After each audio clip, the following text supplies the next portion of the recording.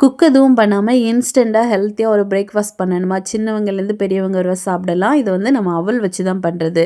இதுக்காக ஒரு பவுலில் 2 கப் அளவுக்கு சிகப்பு அவல், இது கூட அரை கப்பு போல் ஜாங்கிரி சேர்த்துருக்கேன். நீங்கள் நாட்டு சக்கரை, வெல்லம் எது வேணால் போட்டுக்கலாம்.